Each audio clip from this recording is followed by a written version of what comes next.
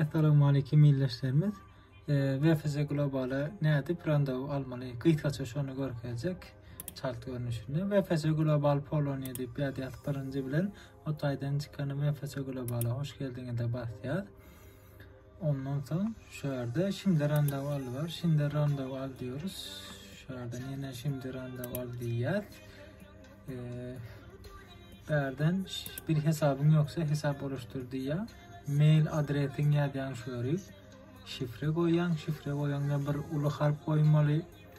Sonkular ki çarp olsa da böyle. Ondan sonra nokot, otur ya da et gibi yağlı işaretler koymalı. 8 karakter ve 8'in üstünde olmalı. Aşağıdan yukarı yapmayasın şöyle yazıp şöyle onaylayandan sonra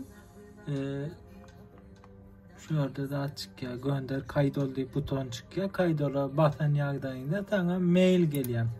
Şu taydaki mail adresine girip activate count şuna basacağız ve sen açılıyor şu tayda onaylanıyor. Ondan sonra ne hil oluyor? Şimdi randevu al diyeceğiz. Varsayalım siz onayladınız. Ben ki kayıtlı olan son gidiyor. Giriyor. Ben aktif randevum balansam şu an ben taydan alıp görkeden olacak. Şimdi yeni rezervasyon başlat diyeceğiz. Şunu önümüzde tekme çıkıyor. Başvur detaylarınız, randevu oluştur, servisler ve gözden geçir. Şuları nahil etmelerini yekeden göreyim. Birinci bilen sizin sürpriz olarak önüne çıkacak hatta aydayım. İstanbul Beyoğlu ben seçmelidim. Onun için İstanbul Beyoğlu'nu seçeceğim. Kim neresi olsa şatayını seçer. Kartada mevcuttur. Ama agra böyle İstanbul'a bulunsan İstanbul. Ankara yakın teorik iller Ankara seçipiler, Antalya seçiplerler. O illerin yüreğiyle ütköye. Ben şu an Beyoğlu'nu görkedeyim. Bizim çalışma izinden gidecek olsak Polonya vize Beyoğlu'nu seçiminin son uzun dönem çalışma diyor. Ya şunyalı şu anda uygun randevu bulunmadı. Yani mınyal gatken görkeder. Yöne takip edip dursanız hepten 1. 2. 3. gün 5. gün saat 10'dan sonra 10:30'dan sonra bir 5 minutlik 3 minutlik açılıyor. Yaman çalışım ortamı alıp bilersiniz. Şimdi Beyoğlu dedik mesela görkezmek için Beyoğlu'nu seçtim. Bağlarına girecek mesela meğerler turistik bağ olup bilir. Onun için turistiği seçeyim. Maksat ben ki görkezmek. Kısa dönemlik turistiği seçtim. Bununla da yok görkezler. Başkalarına bağırlak görüyoruz. Tır şoförü olarak bağırlak görülün. Onunla da yok. Başka kısa dönem ticaret diyor. Bununla görülün. Bununla bağırırken. Siz yöne uzun dönem çalışma izin seçmeli. Şu anda görkezler şular yani. Çalışma izin olarak seçeceğiniz en erken tarihte ayın 9'una 12. ayın badiye bolya diyen devam et diyen ikinciye geçeceğin detaylara geçeceğiz. Detaylarda adınız, familyanız, cinsiyetiniz, erkek, kız, neyde olsa, doğulan yılınız, doğulan gününüz, ayınız, yılınız şu şekilde yazıyan. Uyruk Türkmenistan, berik pasport numarı yazmalı, A deyip başlaya. Ağla böyle onunki. Beriyem pasportun en sonki ulanmayan tarihi şunu yazmalı. Onu yazamadan sonra uşak şöyle numarı yazıyor. Onu şöyle yanlış ben gördüm yanlış yaptım 44 yazıyor. Şöyle Türkiye'den olacak olsa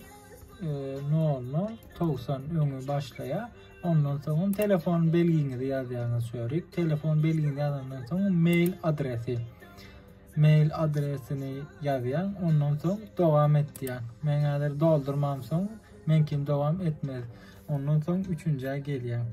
Ondan sonra kağıt yok. Şu bilgilerini girenden sonra belli bir ay görkede yedil yankı alet. Mesela ayın 12'sini seçersin saat 1, 2, 3 neyse vakit uygun olsa ödüne seçeceksin. Ondan sonra servislere geçeceksin. İstersen servislerde ama çarp olmak için servisle seçip olmayan için türlü servisler var. Sana istesen pasportun gelenler adedene sapşeni vermek için belli bir ücret alıyorlar. İstesen alman bilen olan hiçbirini ben ödüm almadım. Çünkü çarp almak için randevunu derhal bitirmem gerekti. Servislerini hiç seçmedim. İstesen siz mesela Maydeli Tokat'ta yaşayanız Ankara gittiniz vize almak için Tokot'tan Ankara'ya gidip gelmek için yol kure gatıken çıkıp bilir. Şoň üçin şu servislerden kargo servisini seçerseniz sizin vizanız onaylansa da onaylanmasa da pasportunuz öňüňize geler ýaly bolýar. Onu seçenden soň gözden geçirir gelýär öňüňize. Hemme zady görýän adyň, familiýaň dogrumy dogru, günemäät. Ondan soň onayla bitir diýen sana referans nomeri berýär. Referans nomeryň bilen BFS Global'a gidýän. Bu şun ýaly aslında hemmekşiň edip biljek zady. Netip bolsa hemmeňizem edersiňiz. Oňat günlüğüňiz bolsun, giýjäňiz rahat bolsun. Famalca geden in yakın vakta Poşa gidersin nesip olsa sağ olun, sağ oturun. Videom gören olsanız, halan olsanız like koyun, abone olun ve paylaşın, iyileşmeden görsün ve peydalansın. Bundan sonra şunyal videonun devamı gelecektir. Sağ oturun, giyeceğin rahat olsun. Sağ olun, sağman gidin komentariyada bilmeyenlere yanlış aytdım. Bilmeyenlere kömek etsin. Sağ olun, sağ oturun.